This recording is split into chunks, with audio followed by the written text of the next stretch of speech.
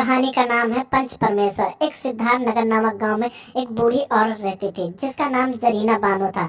उसका पति जल्दी ही इसका निधन हुआ होता है और वह बहुत ही गम में होती है। तब भी वह अपने खेतों में जाती और अपना काम करती है और अपने समय से ही अपने घर पे लौटती और हमेशा अकेली रहती। उसका कोई भी बेटा नहीं था और वह अकेले ही घर में रहती थी।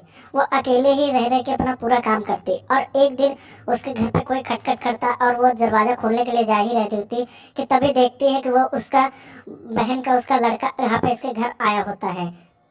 वह ये सब देख के बहुत खुश होती और पूछती, क्या हुआ बेटा, आज अपनी बूढ़ी मौसी को कैसे याद कर लिया? क्या कोई काम था क्या मुझसे? और यह सब बोल बोल के उससे पूछती कि बेटा क्या हुआ। वह कहता कि कुछ नहीं मौसी, बस आपका हाल चाल लेने यहाँ पे चला आया करता हूँ। अगर आप अकेली पड़ जाती हैं तो आप मेरे घर में आके रहिए, मेरी बीवी बच्चे आपके सब ध्यान रखेंगे, आप आके अकेले मेरे घर में रहिए आके। इतना सुनते ही वह मन में बहुत खुश आ जाती, लेकिन वह फिर बोलती कि नहीं बेटा, आपको मैं क्यों आके आपके घर पे तकलीफ दूँ? आपकी बीवी भी कहेगी मैं इसलिए आपके घर पे नहीं आती हूँ आपको तकलीफ देने के लिए। फिर अली कहता है कि नहीं मौसी, ऐसी बात नहीं है, आप मेरी मौसी है, आप जब चाहे मेरे घर में आके रह सकती हैं और मैं आपका पूरा ध्यान रखूंगा। और यह कहते ही वह अपनी मौसी को अलविदा कहकर चला जाता है।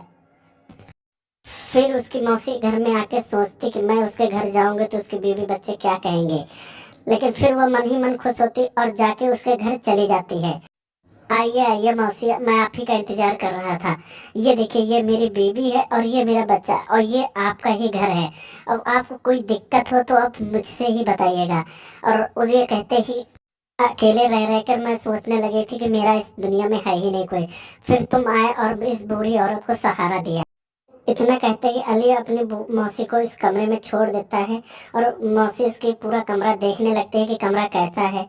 और अच्छे से देखकर फिर अली अपनी मौसी से मिलने आता है और कहता है, मौसी आपको कमरा कैसा लगा? आपको इस कमरे में कोई दिक्कत तो नहीं है? अगर आपको कोई दिक्कत हो आप मुझसे ही कहिएगा। तो उसकी मौसी कहती है, नहीं बेटा, ऐसी कोई बात नहीं है, नहीं बेटा ऐसी कोई बात नहीं, अगर तुम ना होते तो इस बूढ़ी औरत का कौन होता। तो अली कहता है कि आप वो आराम करो, मैं जाता हूँ। उसके बाद अली उस कमरे से निकल जाता है और रास्ते में उसकी बीवी मिलती है और उसकी बीवी बहुत ही गुस्से में होती है और वह कहती है कि तुम इस बूढ़ी औरत को यहाँ पे क्यों ले आए हो? मेरे सर पे बैठाने के लिए? ऐसे ही 3 लोगों का खर्चा नहीं उठता और तुम एक और लोग लेकर आ गए, तुम्हारा दिमाग खराब है। और फिर अली कहता है, शांत हो जाओ, शांत हो जाओ, मेरी पूरी बात तो सुनो। मेरी मौसी के पास एक ज़मीन है जिसकी कीमत मार्केट में करोड़ों में है। मैं इसलिए अपनी मौसी को यहाँ लेकर आया हूँ क्योंकि उसकी ज़मीन मुझे अपने नाम पे करवानी है। और इतना सुन के ही उसकी बीवी खूब खुश हो जाती है। वह आपने पूरे जीवन में आज सबसे अच्छा काम किया है। मैं आपकी मौसी की पूरी सेवा करूंगी जिसमें कि वह अपनी ज़मीन आपके जल्दी नाम पे कर दे और अब वो उस ज़मीन को बेचकर हम लोग अमीर हो जाएं। वह कहता है, तुम मेरी मौसी का ख्याल रखो, मैं अपने दोस्त से मिलने जाता हूँ। वह अपने दोस्त मिलने के लिए अपने दोस्त के घर आ जाता है और उसका दोस्त कहता है, क्या हुआ भाई, आज मेरी याद कैसे आ गई बताओ? वह कहता है, ऐसा कुछ नहीं यार भाई, आपकी याद आ गई तो मैं आपसे मिलने चला आया। और बताइए घर में सब लोग ठीक है? आपकी बीवी बच्चे सब लोग घर में ठीक हैं? नहीं पूछता और वो कहता है, नहीं भाई, सब लोग घर में ठीक है। आप बताइए कि आपके घर में सब लोग ठीक है? और फिर वह कहता, हाँ भाई, मेरे यहाँ तो सब लोग ठीक है, मुझे कुछ घर में काम है तो मैं अपने घर जाता हूँ, फिर आपको दूसरे दिन आपसे मिलता हूँ। और वह इतना कहते हैं घर की तरफ अपने जाने लगता है। और इस तरफ अली की पत्नी हमेशा अली की मौसी की ख्याल रखती और हमेशा ही उससे बातें करती और वो दोनों हमेशा ही अच्छी अच्छी बातें करते रहते हैं। फिर एक दिन अली अपनी मौसी से मिलने उसके कमरे में आता है और अपनी मौसी से कहता है, मौसी ये कागज पे आप अपने दस्तखत कर दीजिए। और चुपचाप उसकी मौसी उन कागजों पे दस्तखत कर देती है। और फिर अली अपनी पत्नी से कहता है कि अब अपनी ये मौसी को घर से बाहर निकाल दो।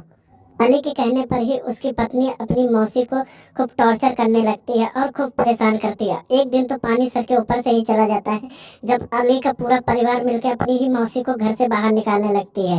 फिर उसकी मौसी कहती है, ऐसा नहीं हो सकता, मैं पंचायत के पास जाऊंगी। तो अली भी कहता है, ठीक है, मैं भी पंचायत के पास चलूंगा, जो फैसला करना होगा वही करेंगे। तो सब दोनों लोग मिलकर पंचायत के पास आते हैं और सभी गाँव वाले कहते हैं कि अपना पंच सुनिए। अली अपने दोस्त को ही चुनता है।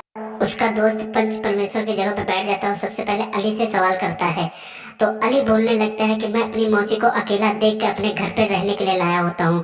उनको खाने के लिए और उनके सभी से लोग सेवा करते हैं, लेकिन उनको मेरी सेवा पसंद नहीं आती है और मेरी बीवी को, मेरे बच्चे को, सबको परेशान करती है। इसलिए मेरे पूरा परिवार मिलकर उनको घर से बाहर निकाल दिया। और अली की मौसी कहती, नहीं पंच परमेश्वर, जो अली कह रहा है वो सब झूठ है। जो मेरी पुश्तैनी जमीन थी वो अली अपने धोखे से अपने नाम पे करवा ली और उसके बाद मुझे अपने घर से बाहर निकाल दिया। और अली का दोस्त पूरी बात सुनता है, फिर कहता है कि या तो तुम अपनी मौसी का हर महीने खर्च उठाओगे या तो फिर उनकी जमीन उनके नाम करोगे। अली थोड़ी देर सोचता और कहता है कि ठीक है, मैं हर महीने मौसी का खर्च उठाऊंगा। फिर एक दिन अली का दोस्त बाजार जाता है और उसको घोड़ा बहुत पसंद आता है। तो घोड़ा वाला कहता है कि आइए आइए सेठ जी, ये घोड़ा बहुत ही अच्छा है जिसकी कीमत सिर्फ 5,000 है। अगर आपको घोड़ा पसंद है तो इसकी कीमत सिर्फ 4,000 है। तो अली का दोस्त उस घोड़े को खरीद लाता है और कुछ दिन उस घोड़े को अपने घर पे रखता है और घोड़ा उसको पसंद नहीं आता है। फिर उसको बेचने के लिए सोचता है। तो वह एक दुकानदार को बुलाता है और कहता है ये घोड़ा बहुत ही अच्छा है, आपके लिए ये सिर्फ 8,000 की कीमत पे है, ये घोड़ा आप ले लीजिए इसे। ठीक है, वह दुकानदार कहता है मैं घोड़े तो ले लूंगा, लेकिन मैं आपको 1,000 रुपये पहले दूंगा और 7,000 रुपये बाद में दूंगा, क्योंकि मेरे पास अभी पैसे नहीं है। तो अली का दोस्त कहता है कि ले जाइए घोड़ा, आप 7,000 बाद में दे दीजिएगा। दुकानदार घोड़ा लेकर अपने बगीचे में आ जाता है और उस कुछ दिन ऐसे ही रखता है और उस घोड़े से बहुत ही काम कराता और न खाने के लिए अच्छे से देता और वह एक दिन घोड़ा वह मर जाता है। फिर अली का दोस्त एक दिन पैसे मांगने आता है और दुकानदार से कहता है कि मेरे आप 7,000 रुपये दीजिए, आप कितने दिन से इसी तरह कह रहे हैं।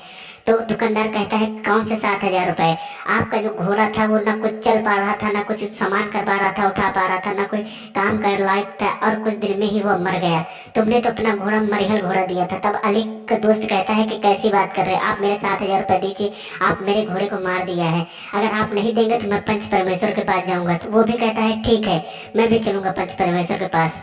तो सभी लोग पंच परमेश्वर के पास आ जाते हैं और गांव वाले कहते हैं कि आप अपना पंच चुनिए। तो दुकानदार अली को चुनता है और फिर अली उस जैपे तख्त पे बैठ जाता है और फिर कहता है कि आप अपनी अपनी दिक्कत बताइए। और फिर दुकानदार कहता है कि इन्होंने जो घोड़ा मुझे दिया वो बिल्कुल सूखा हुआ मरिहल घोड़ा था, ना वो कोई काम कर पाता ना कुछ भी कर पाता, और वो थोड़ा ही सामान लादने पर उसकी आंखें निकल आती और वह कुछ दिन में ही वह घोड़ा मर गया। और फिर अली का दोस्त बोलता है नहीं, मैंने जब एक घोड़ा दिया था वह बहुत ही हष्ट पुष्ट था और सब कुछ काम भी करता था, उन्होंने उसको समय से खाना नहीं दिया होगा तभी वो घोड़ा मर गया। तब थोड़ी देर अली सोचता और फिर फैसला करता है कि तुमको वो जब घोड़ा दिया गया था तो वो बिल्कुल सही था, तुम उसके 7,000 रुपये पूरे दोगे।